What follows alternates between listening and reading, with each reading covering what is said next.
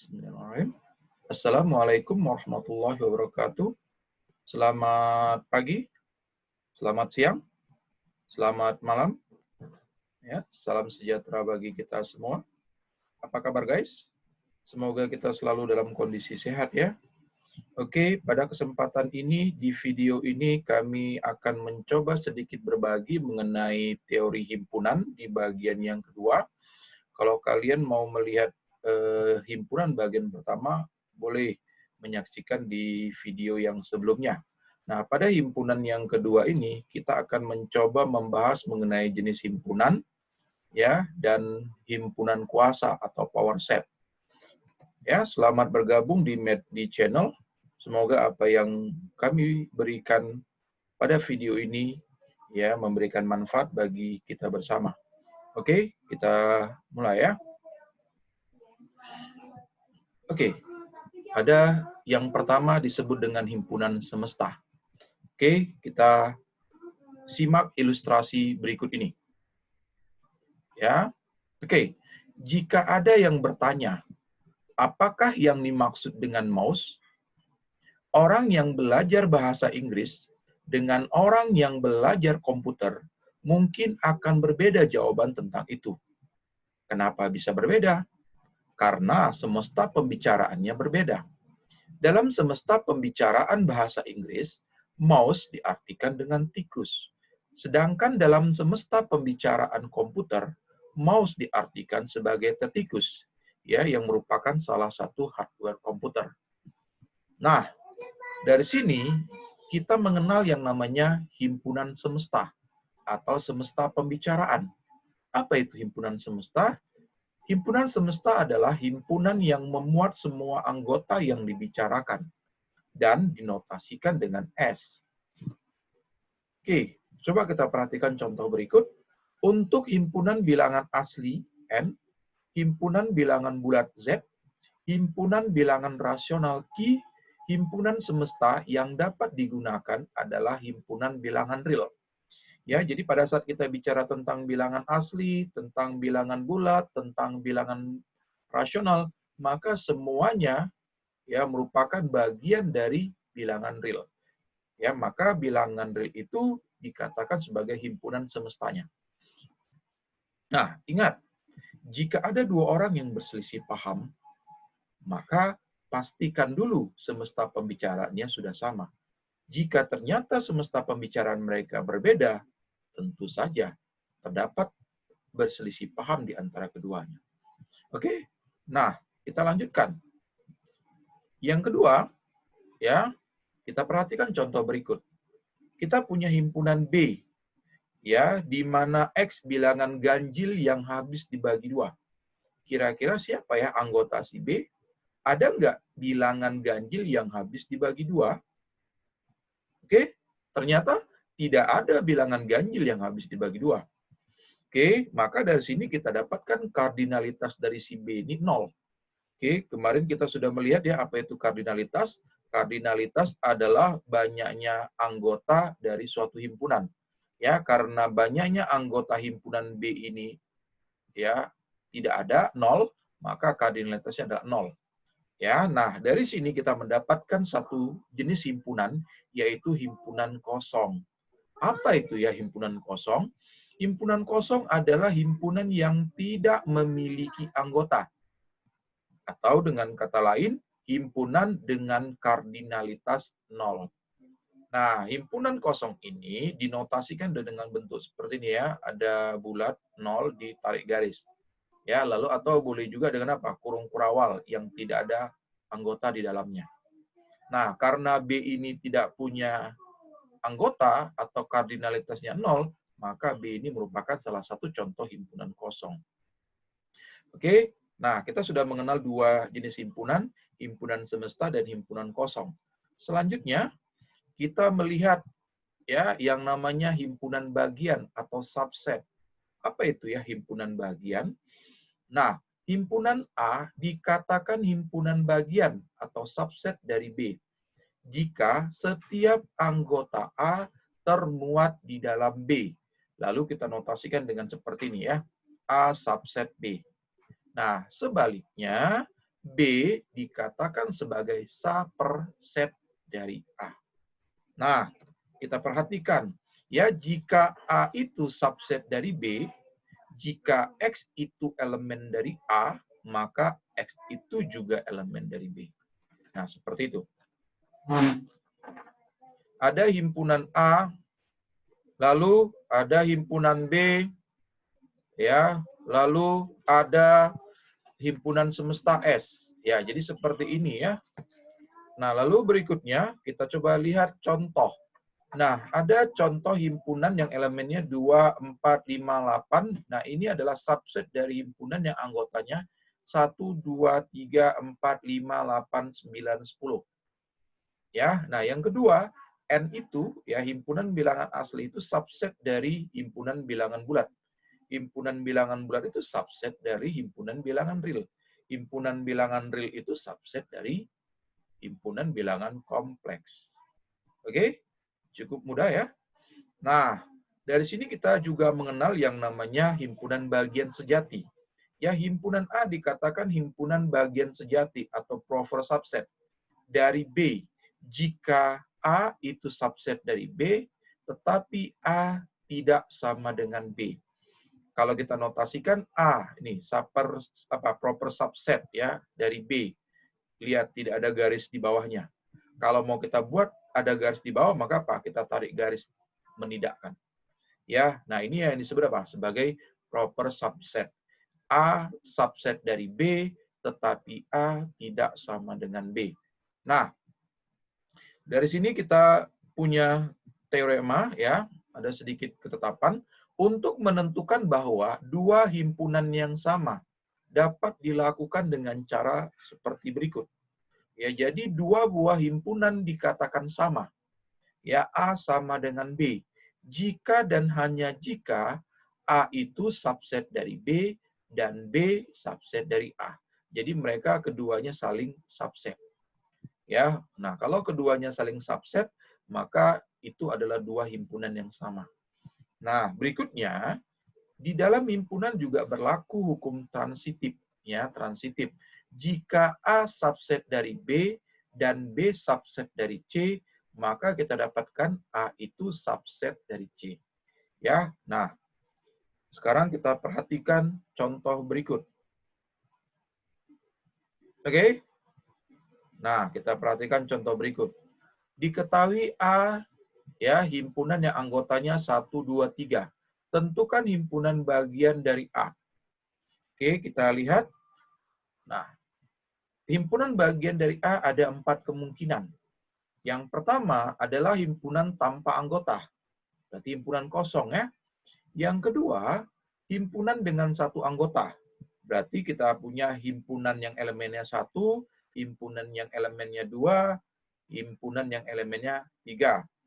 Nah, berikutnya, himpunan dengan 2 anggota, yaitu himpunan yang anggotanya 1,2, himpunan yang anggotanya 1,3, dan himpunan yang anggotanya 2 dan 3. Nah, berikutnya, himpunan dengan 3 anggota, ya, yaitu himpunan yang anggotanya adalah 1, 2, 3, atau A itu sendiri. Nah, dari 4 kemungkinan ini, kita dapatkanlah bahwa himpunan bagian dari A itu adalah himpunan kosong, himpunan yang elemennya 1, himpunan yang elemennya 2, himpunan yang elemennya 3, himpunan yang elemennya 1,2, himpunan yang elemennya 1,3, himpunan yang elemennya 2,3, dan A itu sendiri. Nah, kalau kita perhatikan, ya himpunan bagian 1, 2, 3, 1,2, 1,3, 2,3 ini disebut dengan himpunan bagian sejati atau proper subset dari A. Ya, nah kalau kalian sudah berhasil menjawab ini, ya berarti Anda sudah paham mengenai himpunan bagian.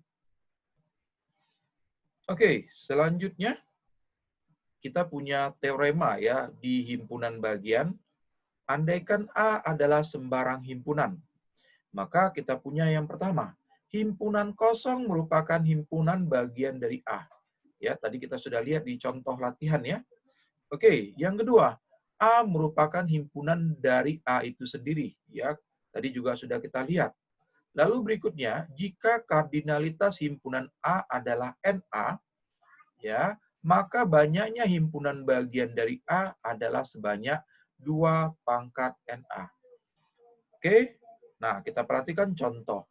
Andaikan A adalah himpunan dengan anggotanya 1, 2, 3. Oke, kita lihat di sini kardinalitas dari A itu adalah 3. Ya, maka banyaknya himpunan bagian dari A adalah 2 pangkat 3 ya. Berarti sebanyak 8. Tadi kita sudah lihat himpunan bagiannya seperti ini. Ada 8. Oke. Nah, itu tadi mengenai himpunan bagian. Sekarang ada yang namanya himpunan kuasa atau power set. Apa yang dimaksud dengan himpunan kuasa? Mari kita perhatikan ya. Oke, himpunan kuasa dari A adalah suatu himpunan yang elemennya merupakan semua himpunan bagian dari A, termasuk himpunan kosong dan himpunan A sendiri. Nanti dinotasikan dengan P cantik seperti ini, A ya, P cantik A. Nah, supaya lebih paham, mari kita simak contoh berikut. Himpunan kuasa dari himpunan A yang anggotanya 1, 2, 3 adalah, ya tadi kita sudah tahu, ya, himpunan bagian dari A itu adalah kosong, himpunan elemennya 1, elemennya 2, elemennya 3, elemennya 1,2, elemennya 1,3, elemennya 2,3, elemennya 1, 2, dan 3. Nah, berarti himpunan kuasa dari A itu adalah ini. Ya, himpunan yang anggotanya adalah himpunan bagian dari A. Nah, sekarang kalau ada pertanyaan, tentukan kardinalitas dari suatu himpunan kuasa. Berapa kardinalitas dari suatu himpunan kuasa? Nah, tadi kan kita lihat di sini, kardinalitas dari himpunan kuasa A itu kan ada berapa? 8. Tadi kita sudah dapatkan ya banyaknya himpunan kuasa dari himpunan bagian dari A itu ada 8. Maka dari fenomena itu kita bisa dapatkan ya persamaan, ya, kardinalitas dari himpunan kuasa A itu sebanyak atau sama dengan 2 pangkat apa? Kardinalitas dari si A. Ya, berarti kardinalitas dari himpunan kuasa A ini ya sebanyak apa? Himpunan bagian dari A. Ya. Nah, berarti dari contoh ini kita coba perhatikan ya di sini. Ya, kardinalitas dari himpunan kuasa A yang ini kita hitung ada 8. Ya, di sini ya kardinalitas dari A itu 3, maka 2 pangkat kardinalitas dari A berarti sama dengan 2 pangkat 3 sama dengan 8 ya. Kita lihat sama hasilnya. Oke, nah ini mengenai himpunan kuasa. Sekarang kita punya teorema. Yang pertama, jika A subset dari B, maka A itu elemen dari himpunan kuasa B. Yang kedua, jika A kecil adalah elemen dari himpunan A, maka himpunan yang elemennya dari yang himpunan yang elemennya A itu proper subset dari A. Nah, dan himpunan yang elemennya A kecil itu ya merupakan elemen dari si himpunan kuasa B. Lalu kita punya teorema ketiga, jika A itu subset dari B, jika dan hanya jika himpunan kuasa A subset dari himpunan kuasa B. Nah, ini kita punya 3 teorema di himpunan kuasa ya. Nah, supaya lebih jelas, mari kita perhatikan contoh berikut. Ya, latihan. Nah, diketahui A adalah himpunan yang anggotanya 1,2 dan B adalah himpunan yang anggotanya 1, 2, dan 3. Pertanyaannya, tunjukkan bahwa himpunan kuasa A subset dari himpunan kuasa B. Yuk, silakan dicoba. Ya, kalian boleh menghentikan videonya sesaat untuk menyelesaikannya. Setelah itu silakan hidupkan kembali videonya. Oke, sudah ya? Sudah kalian jawab? Oke, ya, kita perhatikan jawabannya ya. Nah, di sini kita perhatikan himpunan bagian dari A. Oke, berarti adalah himpunan kosong. himpunan yang elemennya 1, himpunan yang elemennya 2, dan himpunan yang elemennya 1,2. Maka himpunan kuasa dari A itu adalah ini ya, kosong, himpunan elemennya 1, himpunan elemennya 2, himpunan elemennya 1,2. Nah, ini ya adalah himpunan kuasa dari A.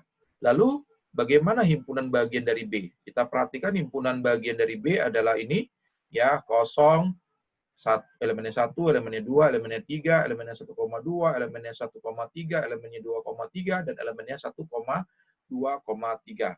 Maka kita dapatkan di sini himpunan kuasanya seperti ini. Maka kalau kita perhatikan di sini, ya kosong ada, himpunan 1 ada, himpunan 2 ada, himpunan yang elemennya 1,2 ada, maka bisa kita dapatkan adalah siapa? Himpunan kuasa A subset dari himpunan kuasa B. Berarti kita sudah bisa menunjukkannya ya dari contoh ini. Oke, kalau kalian benar menjawab ini, maka Anda layak mendapatkan jempol. Ya, oke. Nah, berikutnya kita lihat contoh yang kedua. Diketahui himpunan kuasa A adalah himpunan yang anggotanya kosong, himpunan kosong, himpunan elemennya 1, himpunan elemennya 2, dan himpunan elemennya 1,2. Lalu ada himpunan kuasa B, ya himpunan yang anggotanya himpunan kosong, himpunan yang elemennya 1, 2, 3, 1,2, 1,3, 1,2,3, dan 1,2,3. Nah, pertanyaannya, tunjukkan bahwa A itu subset dari B. Yuk, kembali silakan di-off-kan dulu videonya untuk menjawab ini. Oke, kalau sudah silakan diaktifkan kembali. Sudah ya? Yuk kita perhatikan jawabannya.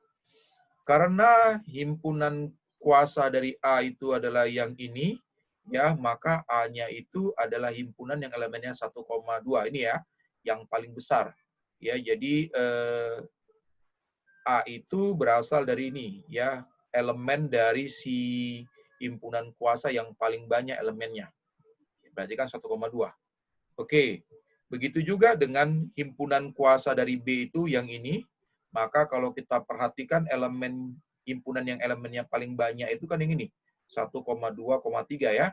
Maka kita dapatkan B-nya adalah himpunan yang elemennya 1,2,3. Nah, dari contoh ini kita perhatikan A yang elemennya 1,2, B yang elemennya 1,2,3, 1 ada di B, 2 ada juga di B, maka apa? Kita dapatkan A itu subset dari B. Nah, kalau kalian berhasil menjawab ini, kembali jempol buat kalian. Oke guys, gimana guys? Cukup mudah ya pembahasan kita hari ini. Nah, ingat ya, Leonardo da Vinci pernah mengatakan, barang siapa yang berlatih tanpa teori, seperti seorang pelaut yang kapalnya tidak mempunyai pendayung dan kompas, dan ia tak pernah tahu di mana akan terdampar. Jadi silakan, kalau Anda ingin berlatih, maka Anda perlu tahu teorinya. Ya, silakan lakukan integrasi antara teori dan berlatih. Percuma tahu teori banyak, tapi tanpa pernah latihan. Dan percuma juga banyak-banyak berlatih, kalau teorinya juga nggak tahu. Oke, terima kasih telah menonton video ini. Ya, semoga apa yang kami jelaskan di sini memberikan manfaat. Silakan ya nonton ya atau simak video-video yang lain di channel. Oke, semoga bermanfaat. Assalamualaikum warahmatullahi wabarakatuh. Kita kembali di video-video selanjutnya.